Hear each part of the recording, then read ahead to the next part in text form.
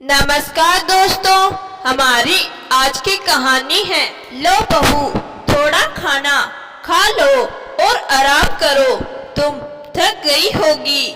मुंह दिखाई की रस्म खत्म होने के बाद जैसे ही अन्य महिलाओं ने घर से विदाई ली, अनुपमा जी ने अपनी नई नवेली बहू मीनाक्षी के सामने खाना रखते हुए कहा। मीनाक्षी के चेहरे पर खुशी के भाव उभर आए। सच में बहुत देर से भूख लगी थी। सासू माँ बहुत ही ममतालु है। मीनाक्षी समझ गई। उसने मुस्कुराकर थाली हाथ में ली और जल्दी जल्दी खाना खाने लगी। आराम से बेटा, अनुपमा जी ने बहुत ही प्यार से कहा। सुनकर मीनाक्षी के मन में जो भी घबराहट थी थोड़ी कम हो गई कि सासू माँ का स्वभाव बहुत ही अच्छा है। तुम्हारा लाड लडाना हो गया हो तो बहू को जरा अपने घर के नियम कायदे भी समझा दो। तभी एक रोबदार कड़कती हुई पुरुष की आवाज गूंजी। मीनाक्षी फिर से अपने में सिमट गई। वो समझ गई कि यह उसके ससुर सुरेश जी की आवाज है। मीनाक्षी एक संयुक्त परिवार में पली बड़ी और पढ़ी लिखी लड़की है, जो 2 दिन पहले ही उसका विवाह विक्रम के साथ हुआ, जो खुद भी पढ़ा लिखा है और बड़े शहर में एक बड़ी कंपनी में ऊंचे पद पर है। मीनाक्षी के ससुराल में सास ससुर, दादी सास, देवर और 2 नंदे हैं, यानी भरा पूरा परिवार है। विक्रम सबसे बड़ा है, बाकी सब देवर नंद अभी कॉलेज में पढ़ रहे थे। संयुक्त परिवार में पली बड़ी होने के कारण बचपन से ही उसने अपनी मम्मी, चाची, ताई को मिलजुल कर रहते हुए देखा था। दादी थोड़ी सख्त स्वभाव की, अनुशासन प्रिय थी, पर बिना वजह की परंपराओं को कभी थोपते नहीं देखा। घर में हमेशा एक अच्छा वातावरण होने के कारण उसे भी वैसे ही संस्कार मिले थे। अनुपमा ये नई आई है, अभी से इसे अपने घर के कायदे समझाकर रखोगी तो सबके लिए अच्छा होगा। ससुर जी गुराए, जी हाँ, वो मैं बताने ही वाली थी। सासू माँ की सहमी से आवाज आई। कब जब 2-4 कायदे तोड़ देती तब क्या? नहीं नहीं जी, बस बता ही रही हूँ। कुछ पल पहले मीनाक्षी की खुशी मानो गायब हो गई। ससुर जी तो सख्त मिजाज के हैं। कोई बात नहीं, उनकी अम्मा यानी कि दादे सास भी तो है, सोचकर उसने अपने मन को समझाया। घर में बड़ों के सामने पल्लू लेना, धीरे से बात करना, जोर से हंसी मजाक न करना, सबके सामने विक्रम से बात न करना, बालकनी में खड़े न रहना, सबके खाना खाने के बाद खाना खाना, जैसे कई नियम कायदे उसको बता दिए गए। मीनाक्षी घोर आश्रय में पड़ गई। आज के जमाने में पढ़े लिखे परिवार में भी ऐसे कायदे। और हाँ बहू, सबसे जरूरी बात, सुबह 6 बजे नहा धोकर ही रसोई में प्रवेश करना है।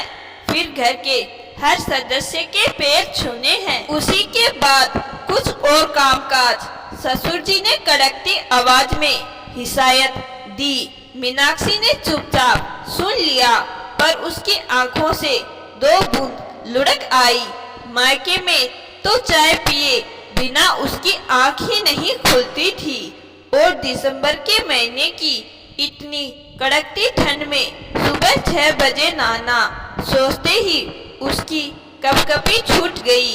पर ये तो ससुराल है। अगले दिन सुबह 6 बजे ही मीनाक्षी नहा धोकर तैयार हो गई। दादी जी, ससुर जी और सासू माँ उठ चुके थे। उनके पैर छुए और किचन में आ गई। घर में अभी तक उसके अलावा कोई और नया भी नहीं था। विक्रम, देवर और नंद तो मजे से रजाई ओढ़कर सोए हुए थे। उसकी कोर फिर से भीग गई। बाकी सब 8 बजे उठे। तब तक उसने नाश्ता भी तैयार कर लिया था। बहू, कल क्या बोला था याद है ना? तुम्हारी नंदे उठ गई है, जाओ पहले उनके पैर छुओ। दादी सास ने आदेश दिया। नंदे, पर वो तो सब उससे छोटी है, कॉलेज में पढ़ रही है और सबसे छोटी तो अभी 10वीं में ही है। उसने प्रश्नवाचक नजरों से अनुपमा जी की ओर देखा, पर उन्होंने भी दादे सास की वही आदेश दोहरा दिया।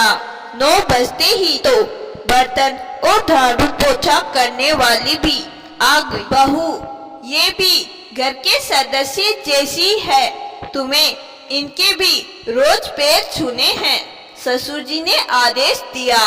मीनाक्षी अवाक रह गई। उसने मन ही मन सोचा, माना कि काम वालियां भी इंसान है, आदरणीय है, पर रोज इनके पैर छूना, पर ससुर जी का आदेश पहले ही दिन कैसे टालती। जैसे ही वो बर्तन वाली के पैरों में झुकी, वो हड़बड़ा गई।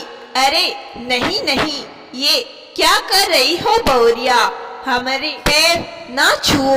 क्यों नहीं छुएगी? तेरी भी तो बहू जैसी ही है। होगे इनके बाप के घर बहुत से नौकर चाकर, पर यहाँ तो इसको हमारे नियम कायदे मानने ही पड़ेंगे। सुरेश जी चिल्लाए। बेचारी दो काम वालियां हैरान हो गई। कोई बात नहीं काकी जी, आप उम्र में बड़ी है, आप आशीर्वाद दीजिए मुझे। मीनाक्षी का सवर भर गया। उसने उनके पैर भी छू लिए। दोनों के मुंह से आशीर्वाद की छड़ी लग गई और आंखों से आंसुओं की धारा भी। इसी तरह माली, धोबी जैसे हर व्यक्ति के पैर छूने पर उसको मजबूर किया गया। शादी हुए आए 1 दिन ही हुआ था। मीनाक्षी कुछ नहीं बोली। थोड़ी देर बाद उसने देखा कि विक्रम और उसके देवर नंदे बिना नहाए ही रसोई घर में आ बैठे। उनमें से किसी ने भी किसी काम वाले के पैर छूना तो दूर, उनसे सीधी मुंह बात तक नहीं की। 4-5 दिन यही चला। घर में आए गए हर व्यक्ति के पैर छूना, सिर से पल्लू को सिरकने ना देना, और विक्रम से तो बात करने का वक्त ही नहीं मिलता। देर रात तक ससुर जी उसको अपने साथ व्यस्त रखते। जब तक वो कमरे में आता, मीनाक्षी थककर चूर होकर सो चुकी होती। 1 हफ्ते में ही मीनाक्षी परेशान हो गई। विक्रम को भी बस रात में ही उससे मतलब होता। मीनाक्षी को बहुत आश्चर्य होता कि ये कैसे पढ़े लिखे सभ्य लोग हैं। आदर सम्मान और संस्कार की बात अलग है, पर ये कैसे नियम कायदे। इसी तरह 15 दिन बीत गए। विक्रम की छुट्टी भी खत्म हो गई थी और उसे नौकरी पर वापस जाना था। सुरेश जी ने मीनाक्षी को साथ ले जाने से फिलहाल मना कर दिया था। मीनाक्षी को समझ नहीं आ रहा था कि वो करे तो क्या करे। नई नई शादी हुई थी। मायके को भुलाकर नए घर परिवार में एडजस्ट करना वैसे ही कठिन काम था, पर रोज ऐसे उड़कर रहा भी नहीं जा सकता। पूरी जिंदगी बितानी है यहाँ। आखिरकार उस रात को वो एक निश्चय करके सोई। बहुत अच्छी और गहरी नींद लगी उसको। सुबह दरवाजा पीटने की आवाज से नींद खुली उसकी। देखा बाजू में विक्रम गहरी नींद में सोए हुए थे। तभी सुरेश जी के चिल्लाने की आवाज उसके कानों में गूंजी। उठाओ उस महारानी को, सूरज सर पर चढ़ा आया है। किसी बात की लिहाज शर्म बची ही नहीं। अनुपमा तुमने उसको समझाया नहीं था आखिर कि घर में सबके उठने से पहले उठ जाना है। उसको जी समझाया था, बच्ची है अभी, थक गई होगी, वैसे भी अभी अभी नई शादी हुई है उसकी। सासू माँ अनुपमा जी ने उसका पक्ष लेना चाहा तो क्या घर के कायदे तोड़ देगी। बोल रहा हूँ फिर से मत सर चढ़ा उसको। घर में मच रहे शोर शराबे से सभी लोग उठकर आ गए। मीनाक्षी ने घड़ी देखी, अभी 6:45 ही बजे थे। वो अपने कमरे से बाहर निकली और उसने दादी सास के पैर छू लिए। राम राम, ये क्या अनर्थ कर रही है बहू? पहले ना कर तो आ, बासी शरीर हमें छूकर अपवित्र तो मत कर। दादी सास ने भी रोब झाड़ा। मीनाक्षी ने उन्हें देखा और बोली, अम्मा जी आप भी तो नाई नहीं है, इसीलिए मैंने आपको छू लिया। उसने फिर अपवित्र होने की कहां से बात आई? देख लिया अनुपमा तूने करके आई छोकरी की, अब जबान भी खुलने लगी है। समझा दे इसे, इसमें और हमें बहुत अंतर है। सुरेश जी चिल्लाए, बेटा वो अभी तुम्हारी नई नई शादी हुई है ना, तो बिना नाए किसी को नहीं छूना, समझ रही है ना। सासू माँ ने समझाने की कोशिश की, पर मम्मी जी विक्रम तो सब कुछ छूते हैं, रसोई में जाकर बैठ जाते हैं, उनकी भी तो नई नई शादी हुई है ना। मीनाक्षी ने आश्चर्य से पूछा। चुप रहे लड़की, विक्रम से अपनी बराबरी करती है। विक्रम समझा अपनी औरत को, नहीं तो अच्छा नहीं होगा। सुरेश जी धाड़ उठे। विक्रम ने इशारे से मीनाक्षी को चुप रहने के लिए कहा और अपना सिर झुका लिया। माफ कीजिए पापा जी, जब से आई हूँ देख रही हूँ कि घर के सारे नियम कानून कायदे केवल मुझ पर ही थोपे जा रहे हैं। किसी भी चीज को ना कर छुओ, इसके उसके ना जाने किस किस के गंदे संदे पैर छुओ, फिर अपने माथे से लगाओ, और वो भी रोज। घर में इतने सारे लोग हैं, कोई और ये क्यों नहीं करता? देवर जी और विक्रम काम वालियों, धोबी, माली वगैरह के पैर क्यों नहीं छूते? क्योंकि उनके लिए वो घर के सदस्य के समान नहीं है क्या? इतने दिनों की सहन शक्ति जवाब दे चुकी थी। मीनाक्षी एक ही सांस में सब बोलती चली गई। मुंह चोरी करती है हमसे, बताओ तुम्हें। विक्रम जरा इसके बाप को फोन लगा और बोल कि अपनी बदतमीज लड़की को आकर यहाँ से ले जाइए। सुरेश जी अपना आपा खो बैठे। घर में सब सहम उठे। अनुपमा जी ने मीनाक्षी को चुप रहने का इशारा किया। बस अब बहुत हुआ पापा जी, अब और नहीं। मैंने कुछ गलत नहीं कहा। हाँ, बुलाइए मेरे पापा को, और जिसको बुलाना हो बुला लीजिए। अगर मैं गलत हूँ तो जो चाहे मुझे सजा दो, पर अब ये अन्याय मैं नहीं सहूंगी। जो घर के बाकी सदस्य करेंगे वो ही मैं भी करूंगी। जो मेरे लिए नियम कायदे हैं वो सबके लिए होने चाहिए। मीनाक्षी दर्द स्वर में बोली, छी भाभी, हम क्या नौकरों के पैर छुएंगे? कुछ भी मत बोलो। अब तक चुप रहकर तमाशा देख रही दोनों नंदे एक साथ बोल उठी, इसमें छी वाली कौन सी बात है? अगर वो मेरे लिए घर के सदस्य है तो आपके लिए भी है ना। मैं इतने दिनों से सबका कर रही हूँ, तब आपको ये ख्याल नहीं आया। मीनाक्षी की बात सुनकर सन्नाटा छा गया। ये बेटियां हैं और भूलो मत कि तुम बहू हो, दादी सास ने चेतावनी दी। तो क्या हुआ अम्मा जी, मैं भी किसी की बेटी हूँ और कल को इन्हें भी कहीं बहू बनकर जाना ही पड़ेगा ना, फिर ये भेदभाव क्यों? बहुत ज्यादा जबान लड़ा रही है तू।